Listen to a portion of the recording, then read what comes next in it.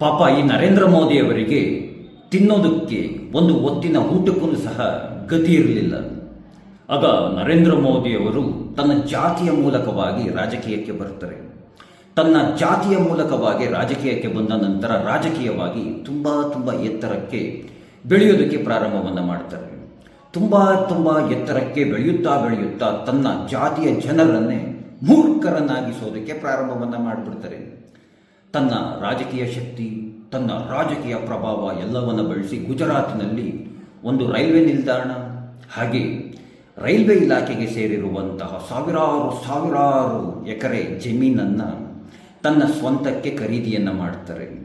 ಆ ಸಾವಿರಾರು ಎಕರೆ ಜಮೀನಿನಲ್ಲಿ ಕಾಫಿ ಎಸ್ಟೇಟ್, ಟೀ ಎಸ್ಟೇಟ್, ಶಾಲೆ, ಕಾಲೇಜು, ಆಸ್ಪತ್ರೆಗಳು ಎಲ್ಲವನ್ನು ಸಹ ನಿರ್ಮಿಸ್ತಾರೆ. ಅದರಲ್ಲಿ ಬಂದಂತಹ ಎಲ್ಲ ಹಣವನ್ನು ವಿದೇಶದಲ್ಲಿ ಹೂಡಿಕೆ ಮಾಡಿ ವಿದೇಶದಲ್ಲಿಯೂ ಸಹ ಕೋಟ್ಯಾಂತರ ರೂಪಾಯಿ ಬೆಲೆ ಬಾಳುವಂತಹ ಆಸ್ತಿಪಾಸ್ತಿಗಳನ್ನು ಮಾಡ್ತಾರೆ. ತನ್ನ ಸಂಬಂಧಿಕರ ಹೆಸರಿನಲ್ಲಿ ಕೋಟ್ಯಾಂತರ ರೂಪಾಯಿ ಬೆಲೆ ಬಾಳುವಂತಹ ಆಸ್ತಿಗಳನ್ನು ಮಾಡ್ತಾರೆ. ತನ್ನ ಸಂಬಂಧಿಕರನ್ನೆಲ್ಲ ರಾಜಕೀಯವಾಗಿ ಬೆಳೆಸುವಂತಹ ಪ್ರಯತ್ನಗಳನ್ನು ಮಾಡುತ್ತಾ ಚಿನ್ನದ ತಟ್ಟೆಯಲ್ಲಿ ಊಟವನ್ನು ಮಾಡಿಕೊಂಡು ಆರಾಮಾಗಿರ್ತಾರೆ. ಅದೊಂದು ದಿನ ನರೇಂದ್ರ ಮೋದಿಯವರಿಗೆ ತಲೆಯಲ್ಲಿ ಒಂದು ಯೋಚನೆ ಬಂದ್ಬಿಡುತ್ತೆ. ನಾನು ರಾಜಕೀಯವಾಗಿ ತುಂಬ ಕಷ್ಟಪಟ್ಟು ಬೆವರು ಸುರಿಸಿ ತುಂಬ ಶ್ರಮವನ್ನು ಹಾಕಿ ಗಳಿಸಿರುವಂತಹ 50,000 ಕೋಟಿಗೂ ಅಧಿಕ ಪಾಸ್ತಿಯನ್ನು ಏನಾದರೂ ಸರ್ಕಾರದವರು ತಮ್ಮ ವಶಕ್ಕೆ ತೆಗೆದುಕೊಂಡ್ಬಿಟ್ರೆ ಏನು ಮಾಡೋದು ಅಂತ ಯೋಚನೆಯನ್ನು ಮಾಡಿ ಭಯೋತ್ಪಾದಕರಾಗಿ ಬದಲಾಗ್ಬಿಡ್ತಾರೆ. ಹಾಗಾಗಿಯೇ ಕೆಲವೊಂದಷ್ಟು ಜನರ ಕಣ್ಣಿಗೆ ನರೇಂದ್ರ ಮೋದಿಯವರು ಭಯೋತ್ಪಾದಕರಾಗಿ ಕಾಣಿಸ್ತಾ ಇರೋದು. ಪಾಪ ನರೇಂದ್ರ ಮೋದಿಯವರನ್ನು ತಮಗೆ ಸೇರಿರುವಂತಹ 50,000 ಕೋಟಿಗೂ ಅಧಿಕ ಬಾಳುವಂತಹ ಆಸ್ತಿಪಾಸ್ತಿನ ಉಳಿಸ್ಕೋಬೇಕಲ್ಲ, ಹಾಗಾಗಿ ಭಯೋತ್ಪಾದಕರಾಗಿಬಿಟ್ಟಿದ್ದಾರೆ.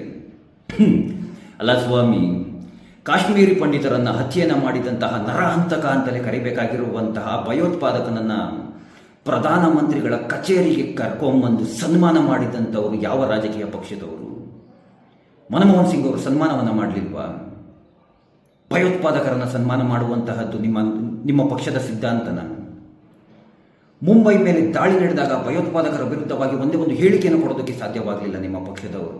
ನಿಮ್ಮ ಕೈಯಲ್ಲಿ ಭಯೋತ್ಪಾದಕರ ಪರವಾಗಿ ರಾತ್ರೋರಾತ್ರಿ ಕೋರ್ಟ್ ಬಾಗಿಲನ್ನು ತಡೆದವರು ಯಾರು? ಯಾವ ಪಕ್ಷದವರು? ಭಯೋತ್ಪಾದಕರಿಗೆ ಅನ್ನ ನೀರು ಕೊಟ್ಟು ಅವರ ಬುಡಕ್ಕೆ ನೀರನ್ನು ಹಾಕಿ ಬೆಳೆಸಿದಂತಹ ರಾಜಕೀಯ ಪಕ್ಷ ಯಾವುದು? ಈಗಿನ ಆಟ ಆಡೋ ಮಕ್ಕಳನ್ನು ಕೇಳಿದ್ರು ಹೇಳ್ಬಿಡ್ತಾರೆ ಯಾರು ಬೆಳೆಸಿದ್ದು, ಯಾರಿಗೆ ಮಾಡಿದ್ದು ಅಂತ. ಭಯೋತ್ಪಾದಕರ ವಿರುದ್ಧವಾಗಿ ಒಂದು ಹೇಳಿಕೆಯನ್ನು ನೀಡೋದಕ್ಕೆ ಯೋಗ್ಯತೆ ಇಲ್ಲ ನಿಮ್ಮ ರಾಜಕೀಯ ಪಕ್ಷದವರಿಗೆ. ಬೇರೆಯವರ ಬಗ್ಗೆ ಮಾತನಾಡ್ತೀರಾ, ಬೇರೆಯವರನ್ನು. ಜೀವನ ಪರ್ಯಂತ ಒಂದು ಕುಟುಂಬದ ಸೇವೆಯನ್ನು ಮಾಡ್ಕೊಂಡು ಕೂತಿರೋಂಥವ್ರು, ರಾಜಕಾರಣ ಮಾಡುತ್ತಿರೋಂಥವ್ರು ನೀವೆಲ್ಲಿ? ನನ್ನ ಮೊದಲ ಆದ್ಯತೆ ದೇಶ ಸೇವೆಯನ್ನು ಮಾಡ್ತಿರುವಂತಹ ನರೇಂದ್ರ ಮೋದಿಯವರಲ್ಲಿ. ಸತ್ಯ ಮಾಡಿ ಹೇಳ್ತೀನಿ, ಮನಮೋಹನ್ ಸಿಂಗ್ ಅವರಾಗಿರ್ಬೋದು, ಹಾಗೆ ಮಲ್ಲಿಕಾರ್ಜುನ ಖರ್ಗೆ ಅವರಾಗಿರ್ಬೋದು. ಮನಮೋಹನ್ ಸಿಂಗ್ ಅವರು ಪ್ರಧಾನಮಂತ್ರಿಗಳಾಗಿದ್ದಂಥವರು, ಹಾಗೆ ಇವರು ರಾಷ್ಟ್ರೀಯ ಅಧ್ಯಕ್ಷರು, ಅಂದರೆ ಕಾಂಗ್ರೆಸ್ ಪಕ್ಷದ ರಾಷ್ಟ್ರೀಯ ಅಧ್ಯಕ್ಷರು. ಇಬ್ಬರ ಕೈಯಲ್ಲಿ ಅಧಿಕಾರ ಇದೆ, ಆದರೆ ಅಧಿಕಾರವನ್ನು ಚಲಾಯಿಸೋ ಹಾಗಿಲ್ಲ. ಯಾವ ರೀತಿಯಾಗಿ ಅಂದರೆ, ನಾವು ಚಿಕ್ಕ ಹುಡುಗರಾಗಿದ್ದಾಗ ಹೇಳ್ತಾ ಇದ್ವಲ್ಲ, ಕೈಯಲ್ಲಿ ದುಡ್ಡು ಉಂಟು ಆದರೆ ಖರ್ಚು ಮಾಡೋ ಹಾಗಿಲ್ಲ, ಅಪ್ಪನ ಪರ್ಮಿಷನ್ ಬೇಕು ಅಂತ, ಆ ರೀತಿಯಾಗಿ ಆಗ್ಬಿಟ್ಟಿದೆ. ಸ್ವಾಮಿ, ನಿಮ್ಗಳಿಗೆ ವಯಸ್ಸಾಗಿದೆ, ಹಿರಿಯ ರಾಜಕಾರಣಿಗಳು, ಒಂದು ಬೆಲೆ ಗೌರವ ಅನ್ನೋದಿದೆ. ಯಾರನ್ನೋ ಮೆಚ್ಚಿಸೋದಕ್ಕೆ, ಯಾರನ್ನೋ ಓಲೈಕೆಯನ್ನು ಮಾಡೋದಕ್ಕೆ ನಿಮ್ಮ ಹೆಸರನ್ನು ಯಾಕೆ ಹಾಳು ಮಾಡ್ಕೊಳ್ತೀರಾ? ಇಷ್ಟು ವರ್ಷ ಹೇಗೋ ಬಂದಿದ್ದೀರಾ, ಇದು ನಿಜವಾಗ್ಲಿಯೂ ನಿಮಗೆ ಶೋಭೆ ಅನಿಸೋದಿಲ್ಲ. ಕೈಯಲ್ಲಿ ನಾವು ತುಂಬ ಮಾತನಾಡಿದ್ರೆ ಸುಮ್ಮನಾಗಿ ಒಂದು ಮಾತನ್ನು ಹೇಳ್ತೀನಿ ಕೇಳಿ. ನೀವು ನರೇಂದ್ರ ಮೋದಿ ಅವ್ರನ್ನೇನೋ ಭಯೋತ್ಪಾದಕ ಅಂತ ಕರೆದು ಬಿಟ್ರಿ, ಅದೇ ರೀತಿ ನರೇಂದ್ರ ಮೋದಿ ಅವರೇನೇ ಏನಾದರೂ ನಿಮ್ಮನ್ನು ಭಯೋತ್ಪಾದಕರು ಅಂತ ಕರೆದು ಬಿಟ್ಟಿದ್ದಿದ್ರಿ, ಸುಮ್ಮನಿರ್ತಾ ಇದ್ರ? ದೇಶದ ತುಂಬ ಜಾತಿ ಕಾರಣ ಪ್ಲೇ ಮಾಡಿಬಿಡ್ತಾ ಇದ್ರಿ.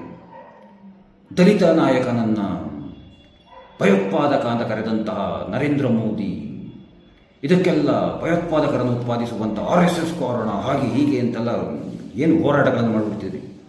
ನಿಮ್ಮ ಸುಪುತ್ರ ಪ್ರಿಯಾಂಕಾ ಖರ್ಗೆ ಅವರು ಸುಮ್ಮನಿರ್ತಿದ್ರ? ಏನಿಲ್ಲ, ಒಂದು ವರ್ಷ ಪೂರ್ತಿ ಅದನ್ನೇ ಹಾಕಿ ಎಲ್ಲ ಚಾನಲ್ಗಳ ಮುಂದೆ ರುಬ್ಬಿಡ್ತಾ ಇದ್ರು. ಟೀಕೆಗಳನ್ನು ಮಾಡಿ ನೀವುಗಳು ಮಾತೆತ್ತರು ಸಂವಿಧಾನ ಅಂತ ಹೇಳ್ತೀರ. ಜನಗಳ ಮತದಿಂದನೇ ತಾನೇ ಆಯ್ಕೆಯಾಗಿರುವಂತಹದ್ದು ಪ್ರಧಾನಮಂತ್ರಿಗಳು. ಸಾಂವಿಧಾನಿಕವಾದಂತಹ ಹುದ್ದೆಯಲ್ಲಿ ಕೂತ್ಕೊಂಡಿದ್ದಾರೆ, ಸಾಂವಿಧಾನಿಕವಾದಂತಹ ಒಂದು ಸ್ಥಾನದಲ್ಲಿದ್ದಾರೆ. ಅಂತಹ ಸ್ಥಾನಕ್ಕೊಂದು ಬೆಲೆಯನ್ನು ಕೊಡಬೇಕು ಅಂತ ಗೊತ್ತಾಗೋದಿಲ್ವ ನಿಮಗೆ? ಅಂದರೆ ನೀವು ಸಂವಿಧಾನ ಅಂತ ಹೇಳ್ತಾ ನೀವು ಸಂವಿಧಾನದ ವಿರುದ್ಧವಾಗಿ ಮಾತನಾಡ್ತಾ ಇದ್ದೀರಲ್ವಾ?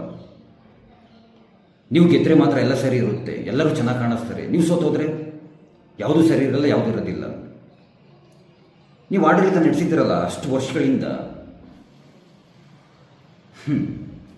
ಇವತ್ತಿನ ಯುವಜನತೆಗೆ ಎಲ್ಲನೂ ತುಂಬ ತುಂಬ ಚೆನ್ನಾಗಿಯೇ ಗೊತ್ತಾಗುತ್ತೆ. ಏನೋ ಕೃಷ್ಣ ಎಲ್ಲರಿಗೂ ಒಳ್ಳೆಯದನ್ನು ಮಾಡಲಿ. ತಿನ್ನೋದಕ್ಕೆ ಒಂದು ಹೊತ್ತಿನ ಊಟಕ್ಕೂ ಗತಿ ಇಲ್ಲದೆ ಊರು ಬಿಟ್ಟು ಬಂದಂಥವರು ಸಾವಿರಾರು ಕೋಟಿ ಆಸ್ತಿಯ ಒಡೆಯರು. ಸುಮ್ಮನೆ ಯಾಕೆ ಹೋಗ್ತೀರಾ? ಹೋಗಿ ರಾಜಕೀಯಕಾರ ಸೇರ್ಕೊಳ್ಳಿ. ಆ ಕೃಷ್ಣ ಎಲ್ಲರಿಗೂ ಒಳ್ಳೇದು ಮಾಡಲಿ. ಎಲ್ರಿಗೂ ಧನ್ಯವಾದಗಳು. ಜೈ ಶ್ರೀ ಕೃಷ್ಣ.